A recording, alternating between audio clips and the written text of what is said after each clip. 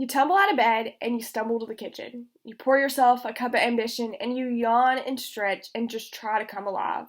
And a lot of us start our days this way. But for some of the hardest working Georgians, the workday is longer than Dolly Parton's 9 to 5. The American farmer spends tireless days tending to livestock, flocks, and crops, working to feed a massive and growing population. And I believe the least they can ask is the right to do their job. In the past legislative session of the Georgia General Assembly, this simple right was addressed in House Bill 545, now known to the public as the Right to Farm Act of 2020, addressing needed updates to a dated bill from the 80s. As a future agricultural educator, this is not the first time, nor will it be the last time that I say if you have a roof over your head, clothes on your back, and food on your table, you are involved in the process of agriculture. And as a Georgian, it is vital that you're aware that agriculture is the top industry in the state, annually bringing in a revenue of $73.3 billion and employing 1 in 7 of your fellow Georgians, according to the Georgia Farm Bureau.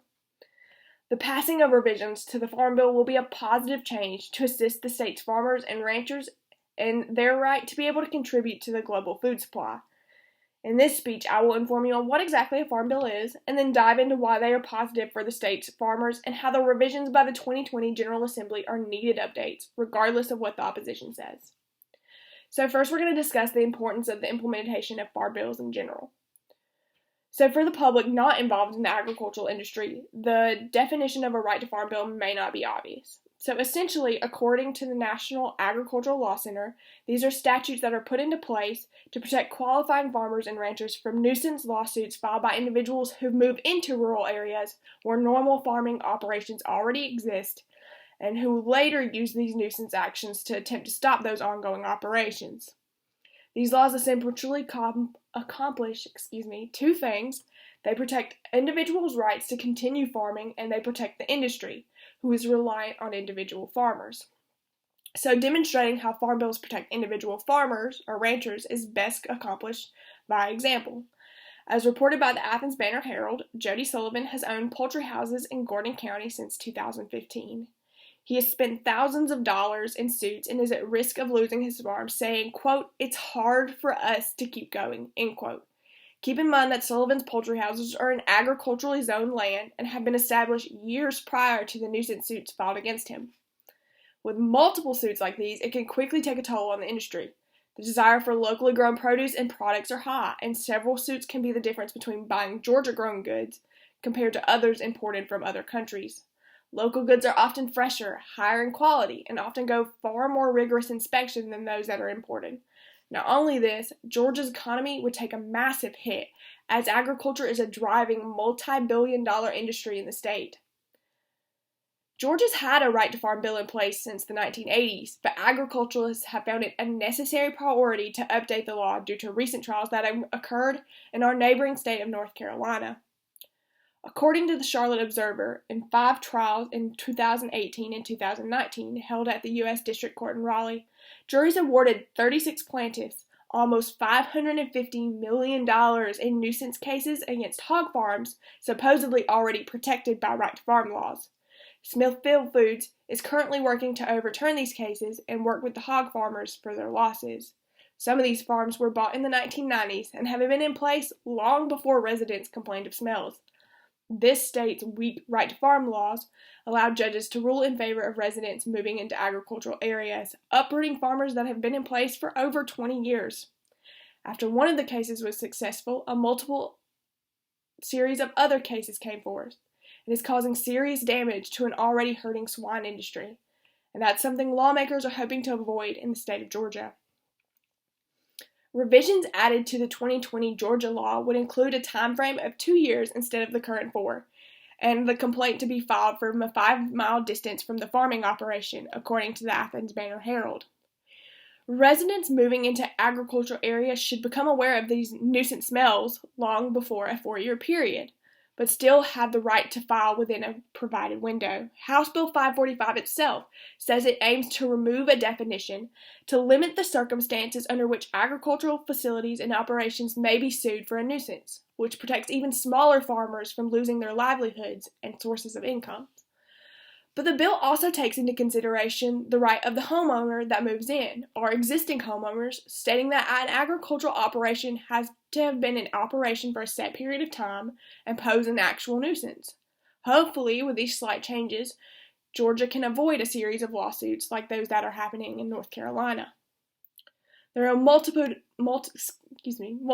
of counter-arguments from those that oppose House Bill 545. One such is that the previous law is effective and there's a lack of actual lawsuits that are happening in the state to be worth amending the previous law.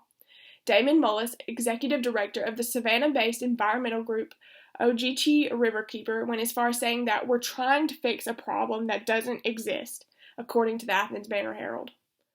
Others worry about whether or not the implemented law would allow farmers to be forgiven for violating environmental policies that are in place. According to the Atlanta Journal-Constitution, Sierra Club lobbyist Mark Woodall said some of the nuisance complaints have come from neighbors of farmers who say their water sources have been contaminated. Both of these can be proven at least somewhat incorrect. Admittedly, there's not a concrete number of nuisance lawsuits filed such as Jody Sullivan's within this state. But the fact that this particular farmer has been struggling for years with the currently implemented laws causes need for evaluation, especially with the overriding of the right to farm laws in North Carolina. After 26 recent cases in that state, it is dire that we evaluate Georgia's system and have a specific law set in place to protect both farmers and sources of locally grown food products, as well as the homeowners themselves. In defense of the bill to the environmentalist, Georgia Farm Bureau lobbyist Alex Bradford says that the law doesn't permit for contamination of waterways and doesn't protect farmers who are operating illegally or violating environmental regulations such as the Federal Clean Water Act, as reported by Sarah Callis with the Atlanta Journal-Constitution. There are an immediate difference in nuisances, which are more often than not smells, as compared to a contamination issue. In addition, many farmers work to also be stewards of the environment, at least in contracts with integrators and buyers for their operations. Often companies will provide them monetary compensation and incentives for upgrading to more environmentally friendly technology, and scientifically backed methods of farming. Farmers simply cannot invest in these technologies if their hands and funds are tied in lawsuits. In conclusion, revisions to the Georgia Right to Farm Bill are imperative to protect our state's farmers from nuisance suits such as those happening in neighboring states, and to protect our own supply of locally produced agricultural products, as well as the state's economy. When it comes to terms of supporting the Right to Farm Bill, I believe it is best to view it in terms of livelihood. We all deserve the right to get up and go do our jobs, regardless if the field we go to is a literal field or not. If we want to continue to enjoy our locally produced food goods at a reasonable price, it is vital that we work with farmers to implement meaningful and effective policies that will stand the test of time. In addition, I would like to add the additional note to buy locally if you're able during these odd times. Local smaller producers are suffering greatly, and now more than ever, it is imperative to buy Georgia grown. Thank you.